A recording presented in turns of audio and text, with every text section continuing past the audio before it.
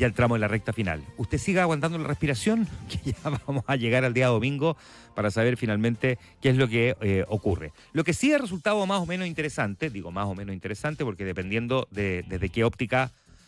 o con qué óptica se mire, o desde qué república se quiera abordar, por eso digo más o menos interesante, es la posición que ha asumido Janet Jara de tomar distancia con el gobierno. Porque yo me imagino que para el gobierno no debe ser interesante, puede ser incluso para algunos un poco indignante, para otros una buena estrategia, pero que eventualmente puede tener cierto efecto colateral. La distancia de Janet Jara con el gobierno, cuando estamos viendo, entre otras cosas, que como seguramente usted lo vio en el debate, Janet Jara dice que ella sí se habría puesto de pie para saludar a Javier Milei en una actividad en la que vimos al presidente Gabriel Boric estirándole la mano, pero no poniéndose de pie para saludar al presidente de un país vecino, por lo demás, o donde ella ha tenido sistemáticos cuestionamientos respecto al manejo del Ministerio de la Vivienda en la reconstrucción de viviendas, en el manejo de algunas tomas, lo que está pasando con la toma de San Antonio, donde también emplazó el gobierno en el debate del día lunes, donde ha tenido una mirada crítica respecto del manejo del caso Monsalve, y donde además, ojo,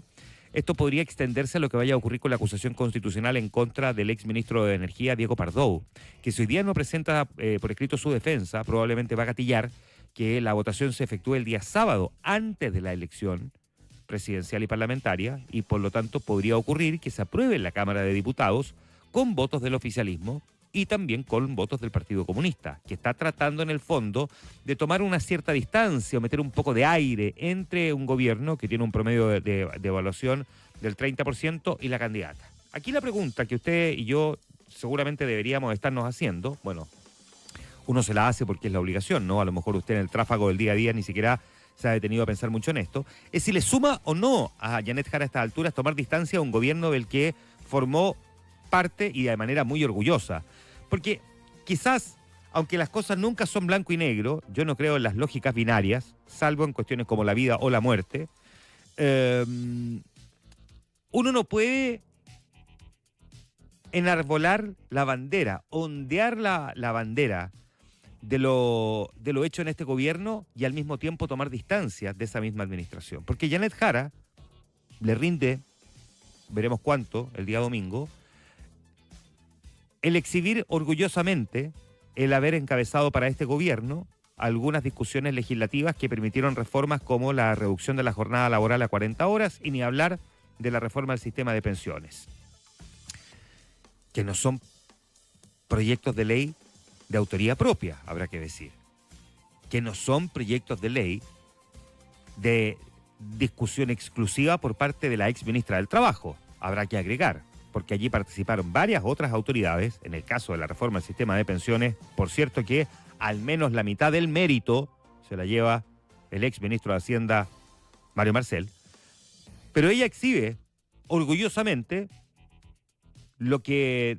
desarrolló en tanto ministra de este gobierno. Y al mismo tiempo tratar de tomar distancia con este gobierno podría sonar un poco desleal. Eso no significa que uno, por supuesto, no tenga críticas al mismo gobierno del que forma parte. Pero la pregunta es, ¿habría formulado las críticas si no fuera candidata presidencial? ¿Seguiría la misma lógica de cuestionamiento? ¿Cuestionaría al ministro de la Vivienda, Carlos Montes, como tan duramente lo ha hecho en estas últimas semanas? ¿Habría planteado también en una conferencia de prensa, si alguien lo hubiese preguntado, a pito de nada, mientras ella estaba hablando de la reforma de las 40 horas, no sé, qué opinión tenía respecto al caso Monsalve? ¿Habría dicho lo que dijo en el debate del día lunes? Es una buena pregunta que uno debería hacerse, porque uno espera siempre la sinceridad y la honestidad, y no sirve mucho argumentar que cuando tú formas parte de algún gobierno te sometes a la jerarquía respecto de la opinión que pueda expresar solo la vocera o el presidente de la República, y estando fuera del gobierno empezar a desatarte respecto de los cuestionamientos y las críticas. Ahora, más allá de eso, ¿le rinde o no le rinde? ¿La gente desacopla a Janet Jara del gobierno o la mantiene como parte de esta misma administración? Es una buena pregunta. Si la desacopla a este gobierno, ¿significa que Janet Jara puede capturar algún tipo de voto? Este es un análisis bien interesante y déjeme agregarle un elemento. Puede que sí. Porque uno dice, no, pues la gente que votó Boric, y pone a Jara y a Boric más o menos en el mismo saco, ella es parte de este gobierno, por más que trate ahora de tomar distancia. No. Ojo, hay gente que votó por Boric que está desencantada de Boric. Hay gente que a lo mejor no fue a votar en la última elección presidencial, que no tenía voto obligatorio, pero que sí simpatizaba con este gobierno y se desencantó de este gobierno. Entonces lo que hace Janet Jara es que camina por la delgada línea de no ser opositora al gobierno, pero tampoco la más, digamos, fiel defensora de todos los postulados y acciones que haya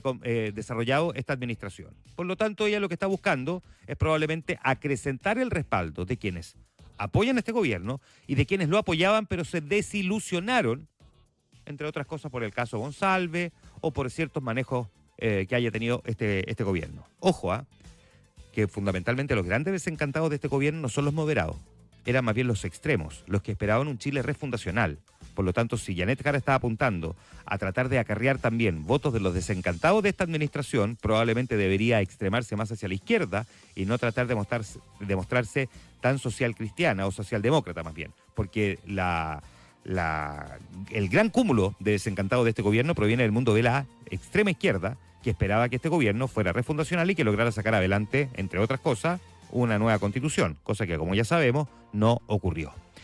A todo esto, una de las grandes críticas que ha hecho Janet Jara al gobierno ha sido respecto de la ley de presupuesto 2026. El gobierno tuvo que salir a defenderla, le pidió de hecho que cualquiera de las críticas, no solo a la candidata, sino que a quien lo está criticando, las críticas tengan alguna propuesta acompañada. Bueno, Janet Jara está pidiendo que vuelva la glosa republicana, ¿no? Esa partida de libre disposición que, como una especie de tradición republicana, el presidente saliente le dejaba al presidente entrante para que tuviese un colchón, una especie de alcancía, que digo la palabra, pero ya, un poquito de plata de libre disposición para resolver sobre ciertos programas específicos. Porque claro, el presidente saliente le deja armado el presupuesto al presidente entrante y a lo mejor ahí no están necesariamente sus mayores prioridades. Y este presidente resolvió no dejar una glosa de libre disposición, lo que le ha valido una crítica bastante transversal. Son muy pocos los que defienden en realidad la posición del mandatario, y entre las críticas han provenido las de Janet Jara. El gobierno trató de defenderlo, pero vamos a ver si finalmente termina cediendo frente a esto en una discusión que, ojo, no le queda mucho tiempo, solo 18 días para poder ser aprobado, porque si no nos vamos a meter en el peor de los mundos.